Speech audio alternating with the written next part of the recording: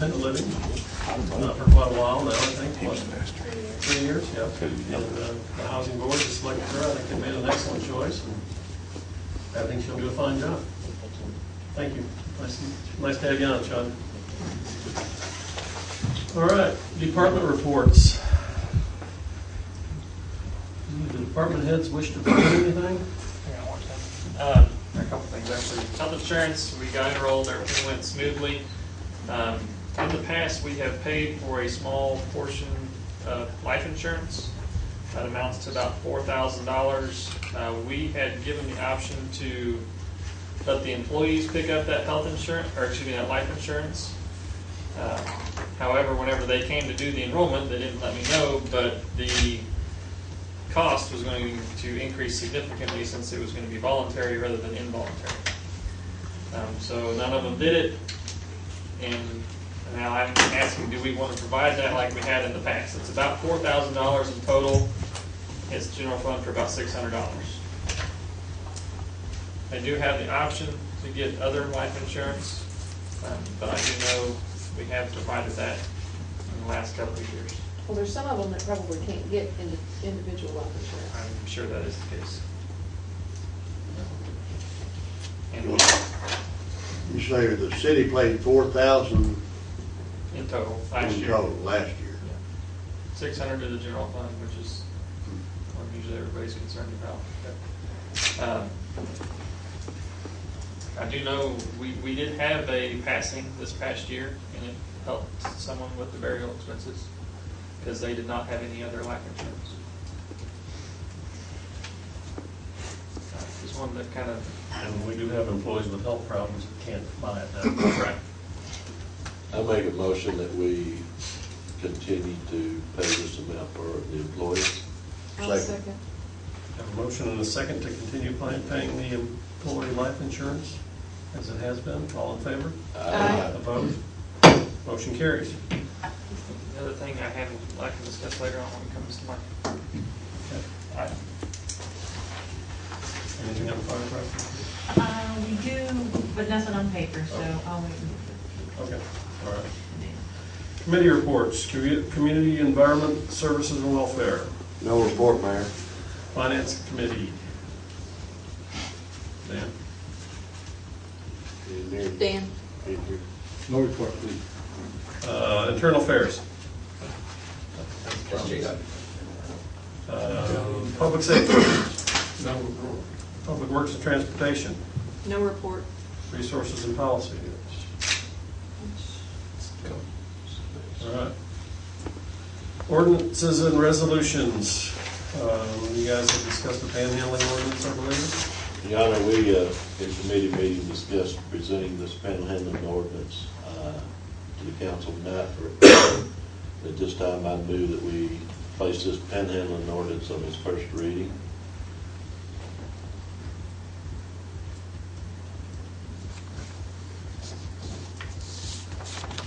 Did you get that email? There was an email sent to all the city council. Someone was concerned about street performers, street musicians, dancers, etc., that this would fall under that they would not be allowed to do that. Of course, I personally have never seen a street performer in Harrison, Arkansas, but I didn't know if this would come.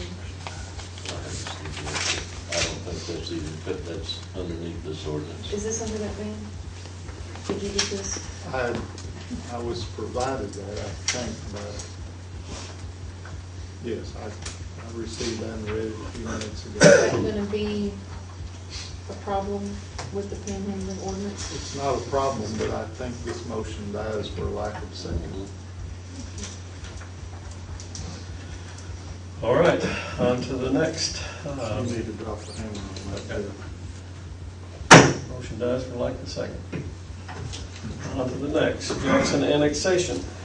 It was read once already at the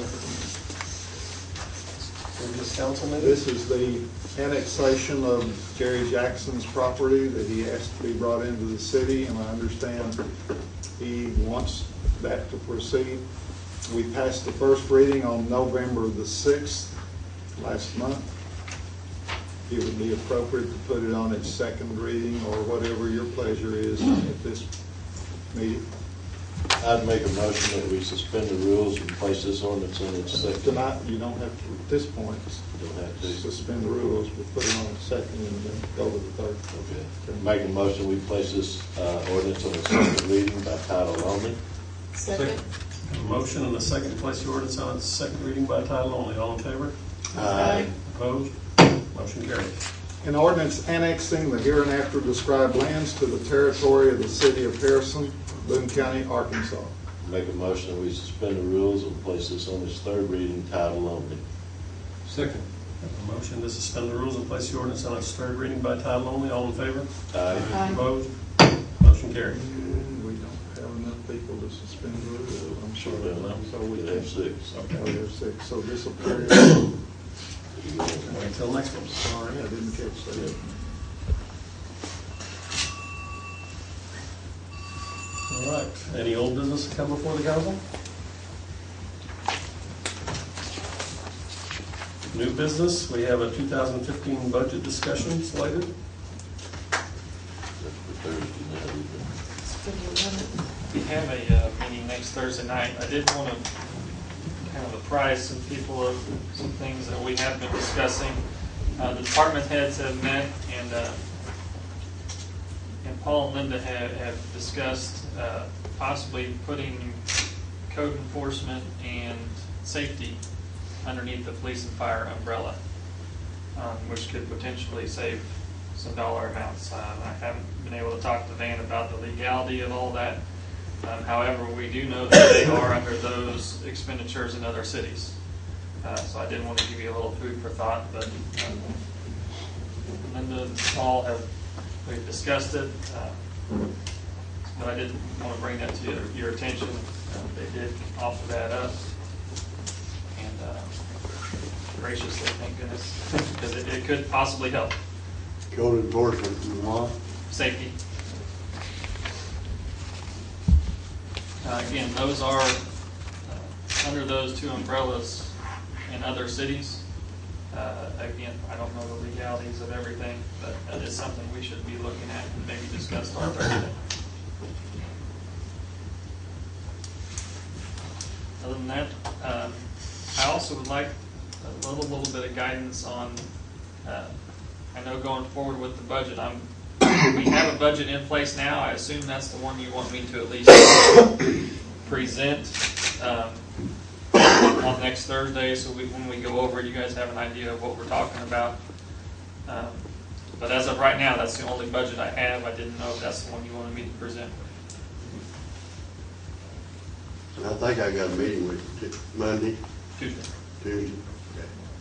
But I didn't know if we wanted to. I don't know if I can't prevent that budget, so we have to do this one now, or we're gonna, council's gonna pass it on one day.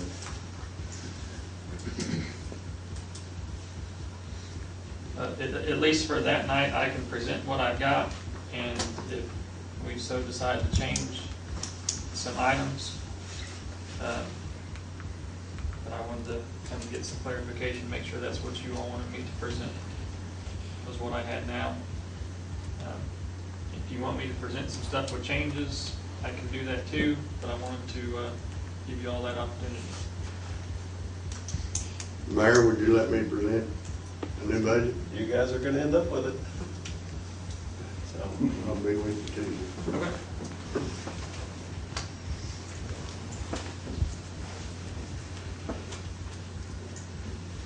all right, employee deferred compensation plans. We've discussed that a couple of times. Anything new on that? Nothing new. Nothing new. Or whether or not you wanted to authorize them at no cost to the city.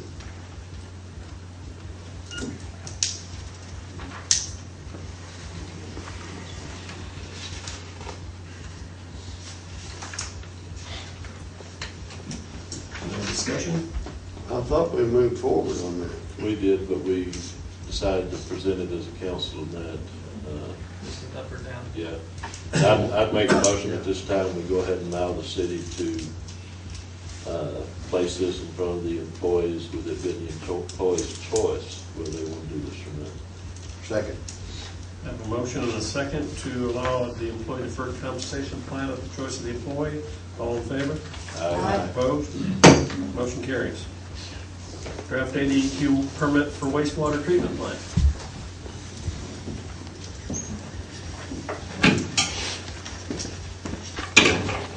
Each one of you have at your spot handout this on the first page. It's got some green and yellow on there. For those of you that are familiar, or at least a little bit familiar with what we've been doing over the last, I guess it started in 2012. We had to begin a permit renewal process. Actually, our permit at the wastewater plant expired at the end of September in 2012, so we've been operating without a permit technically since then, although we've done everything that's required of us with the ADQ. We've simply been waiting on them. The new permit is a little bit of a win for what we've been trying to do the last few years on minerals and nutrients.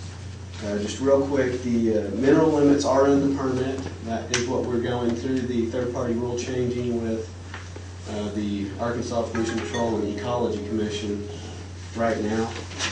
And we expected those limits to be in there. Fortunately, they've given us interim limits that we can meet. And those limits will last for 4 years and 11 months out of this 5-year permit. That should give us plenty of time to change the water quality standards on Crooked Creek. Just an update as to where we are on that process. We're where we were 6 months ago. We're still waiting on the ADEQ to finish their review of the UAA study and allow us to petition the commission for third-party rulemaking. At this point, now that they're issuing a draft permit, we need to start putting pressure on them. Probably have some more discussions with them next week. But that I would say if they can approve our report and what we want to do and allow us to petition the commission, we should be within 1 to 2 years from being complete. But and again, the ADQ's had this for about a year now. So with that being said, there were some concerns in the permit with minerals. I gave you basically one sheet that lists the limits. This is the full permit. It's got a lot of detail in it. There's a few issues with that. We've asked them to withhold or to hold up publishing the draft for a couple weeks to give us a chance to come down. We'll probably be meeting with ADQ along with our environmental lawyer to discuss a few provisions in there that are very concerning, dealing with some of the timelines. I won't get into too much detail on that, but that's still something to be worked out. They have agreed to hold off publishing the draft, which is very good. And the last thing on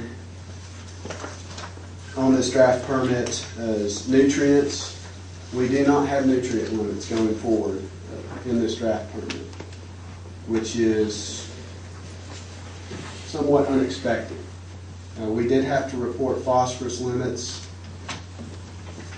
over our last permit cycle, which has traditionally, and in pretty much every case I've seen, meant that you're going to have phosphorus limits on your next permit cycle. We had several meetings with ADQ, a lot of correspondence dealing with nutrients and their desire to put limits on us. They had actually given us I guess they called it a pre-draft permit several months ago that did have nutrient limits in it for both phosphorus and total nitrogen. That was very concerning. We'd be looking at $1 to $2 million worth of improvements to the wastewater plant to meet those limits. Fortunately, we've been able to at least kick that can down the road a little bit farther. Someday we will have those limits. Someday everybody in the state will have them. But fortunately, we're going to have another 5 years where we're, at least, it's given us time to prepare. The only thing that could be a real, I guess, bump in the road on this would be if the EPA rejected the permit, and that's always possible. Once it goes through publication and comment period here in Arkansas, the ADEQ will send it down to EPA Region 6, and then they have several options. One of them is they can just say they don't want to review it and let it go forward. They can approve it, they can deny it, they can recommend changes, so we'll see how that process goes. A little concerned as to what they'll do, but at least we've made it this far, and we'll see how that goes, and I will keep the council updated. I do have some of this information for the incoming council members, so I'd like to get that to you guys before you leave this evening. Any questions on this permit? It's a complicated issue, but I do feel it's important to keep you guys updated on it because there are still potential issues that could cost the city quite a bit of money going forward, depending on how this shakes out.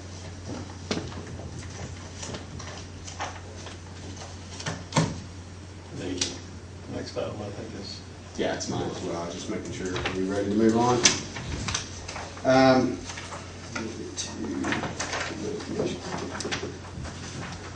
The EPA published a regulation several years ago, back in the early 90s, called the lead and copper rule. I do have a letter dealing with this for you as well, and I have copies for the incoming council as well. Basically, it is a rule to help limit and educate people about the potential for lead in their drinking water. The basic requirement that it puts on water systems is we have to sample so many households. Once every 3 years is kind of your typical cycle on that sampling. And you actually sample this at the tap. So what you're sampling is the water from the distribution system as well as the water after it goes through the home plumbing. And the reason you do that is because the primary source for lead in drinking water is from home plumbing. We had our 3-year sampling was this year. We did 34 samples. 4 of those samples came back with a limit, or with a number that was above what they call the action limit in the lead and copper. What that means is with 4 out of the 34, it's over 10%. If you have over 10% of your testing sites over the action level, then you've got to take action. That's why they call it that. What we're going to have to do is start a public education campaign about the potential for lead in drinking water, what the sources are, ways for people to reduce the potential for lead in their drinking water. One of the simplest things that people can do is in the morning after the water hadn't been used in your house for more than 6 hours, if you're going to go get a cup of water, run the water for about 30 seconds. That's typically where you get lead in your drinking water, is when it's just sitting in the pipe for a period of several hours. It has leaches into the water, I guess would be the way to put it. So we're going to have to do a public education campaign. That's detailed in this information that I provided you. We are also going to have to increase our frequency on the lead sampling.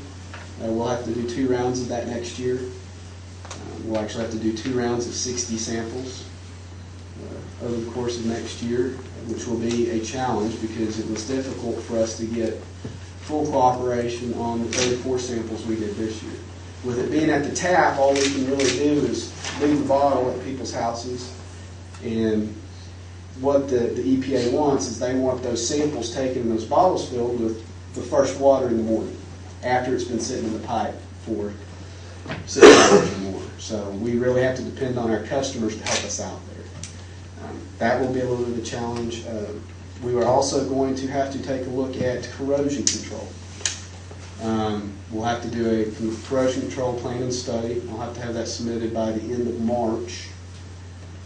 a little bit before the end of March. That will be, we'll look at a few different options, anything from pH adjustment to the addition of corrosion prohibitors. With the idea being that if we can get our water to where it helps reduce corrosion in plumbing, then there's less potential for lead in people's drinking water. It's a little difficult for us. This is something we can't fully control, the plumbing in people's homes, but it's the way the regulation is written. It's easy to regulate municipal and the utilities. It's a lot harder for the EPA to go out and do this on their own. So that's kind of why the rule was written the way it is. Depending on how our lead samples go next year, if we are 10% above the action level, we'll be doing the same thing the following year. And we will continue the cycle until such time that we are out of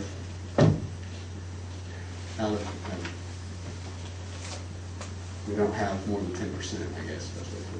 I do want to make it clear this is not a violation of any drinking water standard. This is just a way of educating people and the EPA making us do the education for them. Anybody have any questions? When will we start this? We've actually already started. One of the things that we had to do was provide letters to everybody that participated in the sampling, telling them exactly what their the levels of lead in their drinking water were, even those that had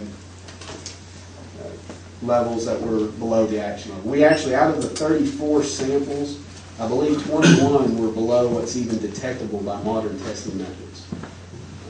So we don't have a widespread problem, but we broke the 10% barrier, so we're going to have to do it. We actually had, I think of one location where there were two houses that were on the same street, different sides of the street, about 50 yards apart. One failed, one wasn't even detectable. So, it depends a lot on the plumbing. And then we have also, contacted local health unit. We've got everything prepared to start. I just wanted to actually address council before we gave the info to the newspaper, and I'll have to give the info to radio stations and local TV and start getting some PSAs done and get this info out there. Thank you, Larry. Thank you. All right. Anyone else have anything else on new business? I do, if you got just on behalf of the City of Harrison, at your positions, those of you that are leaving us, there is a little certificate of appreciation for the time spent here and the work you've done on behalf of the city, and we just want to say thank you. And we've also got one for you, Mr. Mayor. See how we knew you probably wouldn't like the idea, we kept it hid. But anyway, service award presented to Mayor Jeff Crockett in appreciation for your loyal and dedicated service to the citizens of the City of Harrison. Thank you.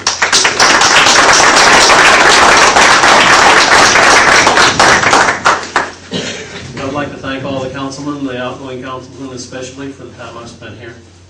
It's been enjoyable most of the time. I've learned a lot, and look forward to doing something different for the time being in the future. I also want to congratulate Dan Sherrill on his win. I wish you luck. I hope you enjoy the position as much as I have. It's challenging.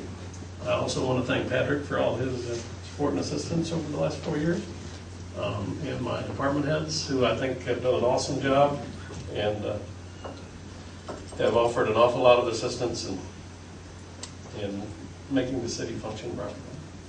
Thank you.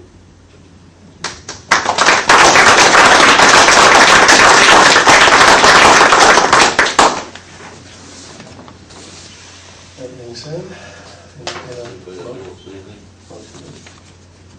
anybody else have any comments before we adjourn?